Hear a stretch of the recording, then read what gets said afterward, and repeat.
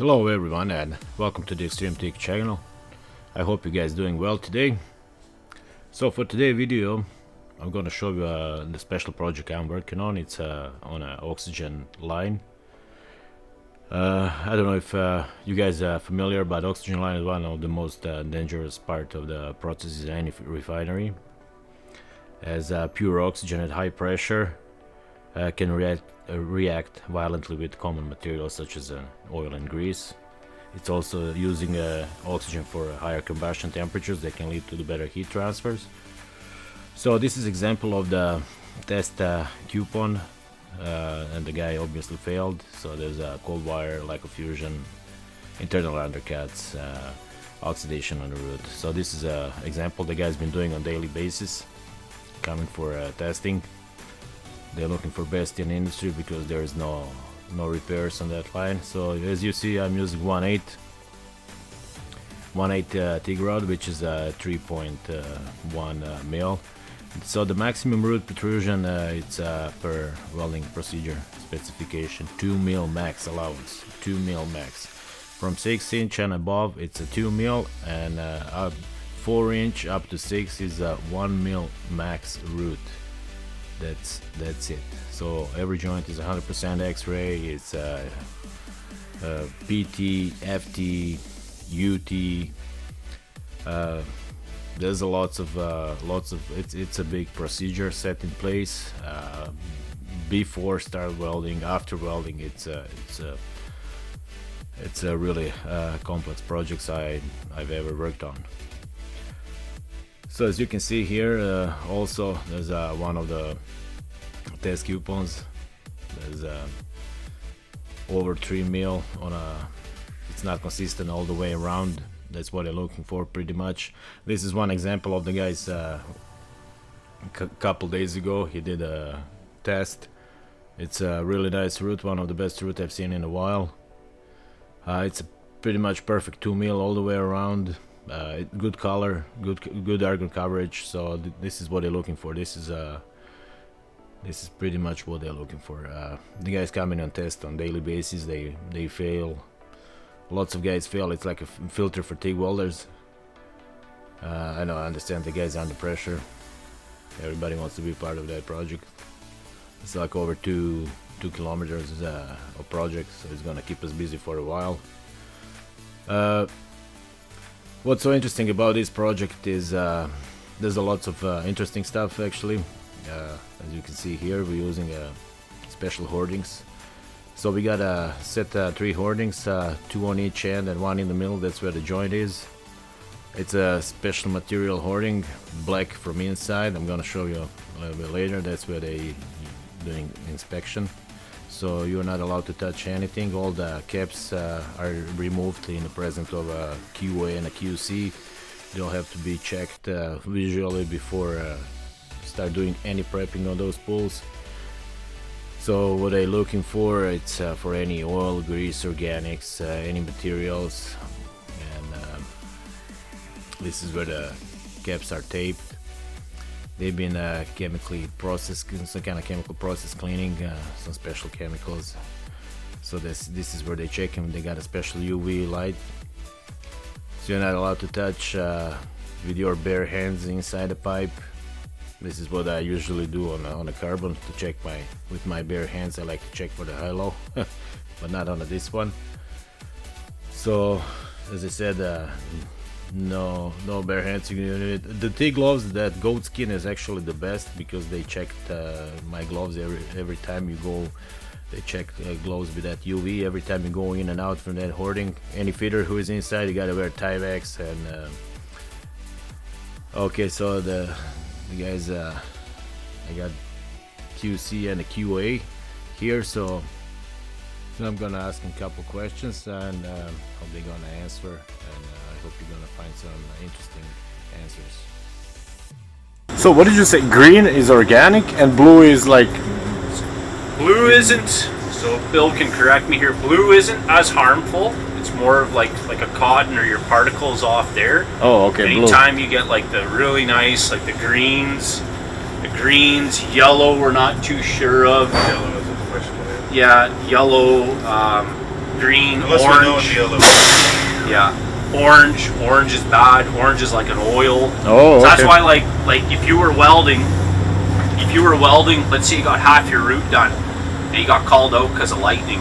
Yeah. Okay, we can't just PT that section because that shit will get into the pipe and that'll.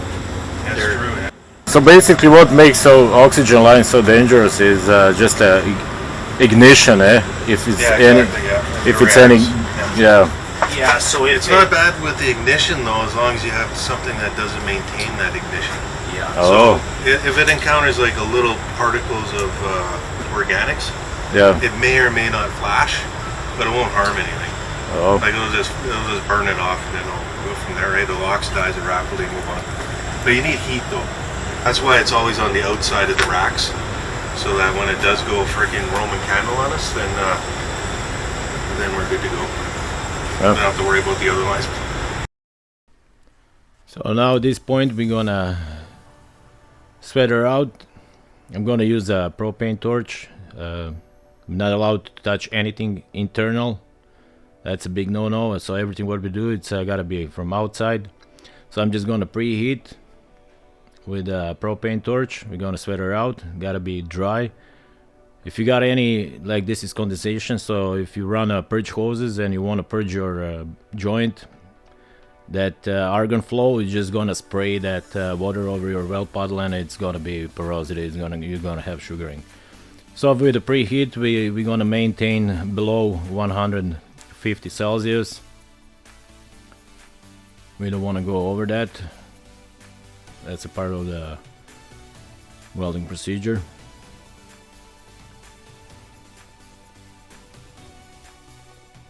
So I'm just gonna run torch all the way from one end to another, because there's a condensation in the both lines. There's the water in the middle, so I'm just gonna start here from beginning until it's 100% dry. So every time we take the caps off, the open end has to be in a hoarding to prevent any dust, debris, or whatever. Everything got to be 100% covered. Clean. They clean with the acetone every time. Not allowed to use a flapper disc. You can only use a grinding disc like 1/8, or as you can see, we still got water down in the middle. This side right here is it's dry. I'm just gonna wait to cool down so I can put that cap back, and I'm gonna run Tiger torch on that part and all the way down. Okay, we got two pipes together. I tagged those two spools. QC already did a fit up check. It's a little bit, it's not 100% square bevels, but it should be alright. As long as I got loose 1/8 or even 532, that should be fine. You gotta be equal edges on the bottom. You don't want any big high-low, like up to 1 mil max. But you don't even want that. You wanna have perfectly equal edges on the bottom. Okay, to accomplish that 2 mil root, you're gonna hold like a back feed inside, back feed on the bottom up to 8 o'clock, even 9 o'clock, and then you can pull it slowly out. Keep it on like 50% in, 50% out of that bevel. But on the bottom you wanna go like back feed. You don't wanna go, and depends from the inclination how you holding that rod. So I find that the best way is like from the top, just like back feeding. Keep it on the root all the way up to 8 o'clock. Okay, now I'm gonna tape that joint. I'm gonna use aluminum tape. I'm gonna covering one side. Then I flop it, and then I use the other side tape. So I got 2 tapes on each side. So every time when I started usually on the bottom on this line. And then as you're going up, that's how you open that tape. You don't want to open too much. Okay, that's it. Now we're gonna run purge hoses. For that 8-inch, I got 3 purge lines inside.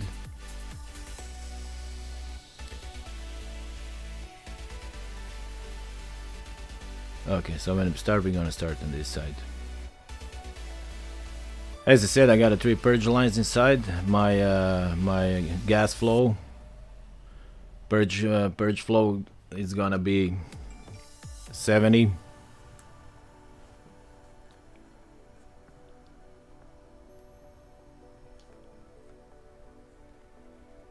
I like to do on a 70. 70, it's a really crucial thing. You don't want to go too low. You don't want to go too high. 70 seems maybe too high.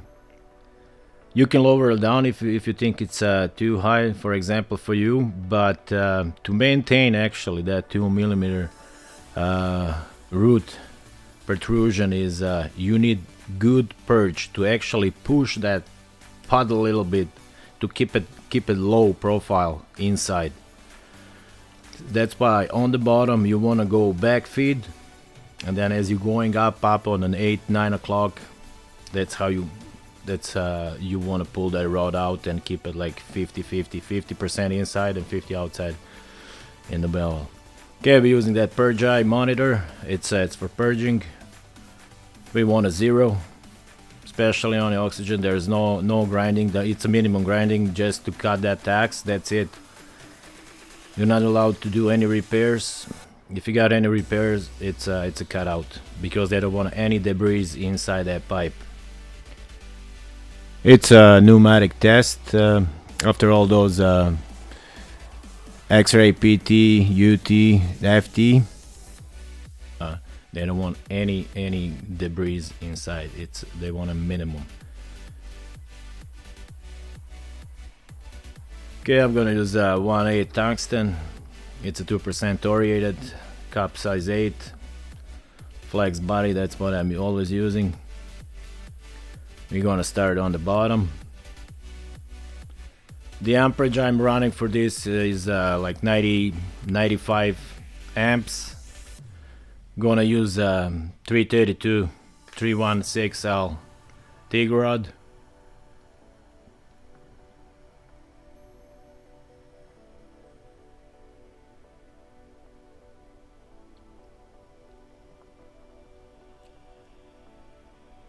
Okay, this is how we're gonna feed. I'm gonna walk the cap on the root. I'm gonna feed from the top, keep the rod inside like a back feed, and slowly progressing up. Once I get to 8 or 9 o'clock, I'm gonna show you that little technique. Just gonna roll, twist your wrist, and then you can keep moving. So you don't have to stop. You want to have minimum stops. As I said, no grinding. Okay, that's how we start on the bottom. Preheat one side, add rod, other side, and you want to have constant. You want to keep the constant feed. As we got good purge inside, it's not pushing it out. It's a little bit different with 316. I don't know if you guys how much experience you got. With 308, you don't need that much. Like you don't need that much purge flow. As for 316, I find out that you really need good and strong purge to keep your root really nice, white and shiny.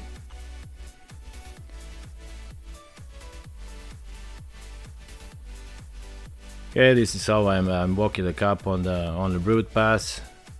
It's nice and easy. You're not shaky. You can do freehand if you feel like it, but you want to have really nice steady arm here. You don't want any excessive root. You don't want any concave. Okay, this is the first part we did on that root pass. This is what you want. It's nice and clean, even, uniform. and this is what we have to maintain all the way around.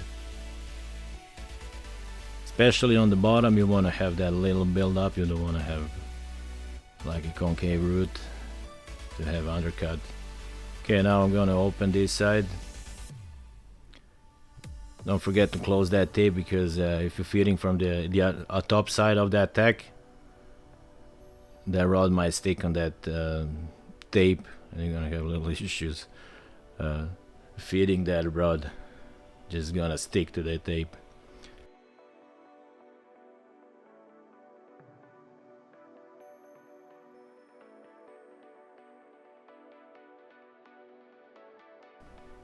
How to twist your wrist.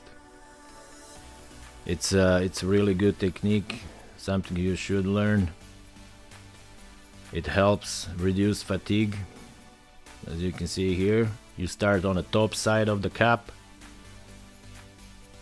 It's good for your body, it's easier, you know, it's not shaky like that.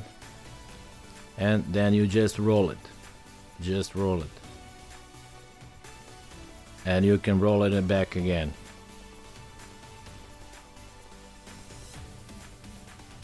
I like to start like that on the top side. So the top side of the cap, you start on the bottom. It helps. It's good for your body. As I said, it's good for root as well. That's the most important thing. But something to learn. If you don't know how to do it, you got a chance to see how I'm doing it. It might help you down the road. Okay, as you can see here, I'm progressing up on the 8 o'clock. Still keep that rod constant feed inside that puddle. It's inside that bevel edge. And now when I get up to close to 9 o'clock, I'm gonna pull it out and keep it like 50% out, as I said before.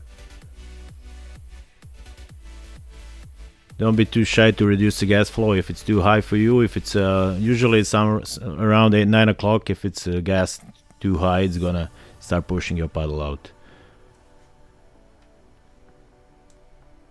Okay, now we're gonna cut that tack and continue on the top. Sometimes you can just tell by the outside appearance of the root that your inside looks good.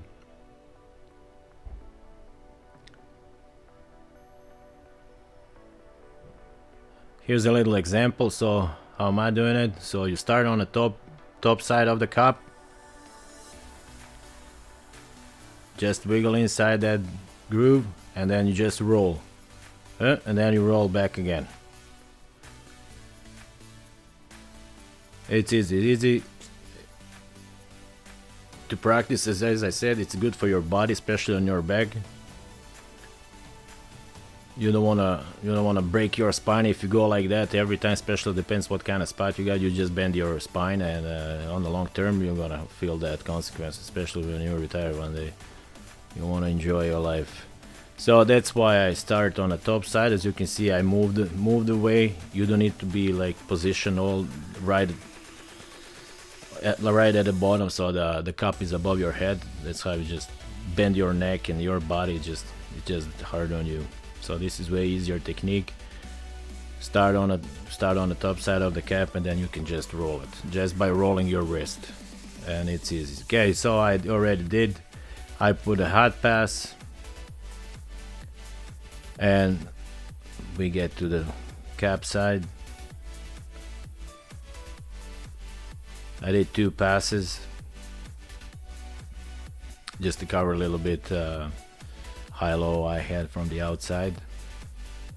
Just looks better for a QC or QA. Well, I hope you guys enjoyed this video, and I hope you like it. Hope you learned something new. I would like to thank you once again for all your support and all your feedbacks. It really makes me happy to see you guys in the comment that actually my videos helps you in your welding career, especially if you're a beginner. I know how it feels. I've been there. And see you guys in the next one, and take care and play safe. Bye.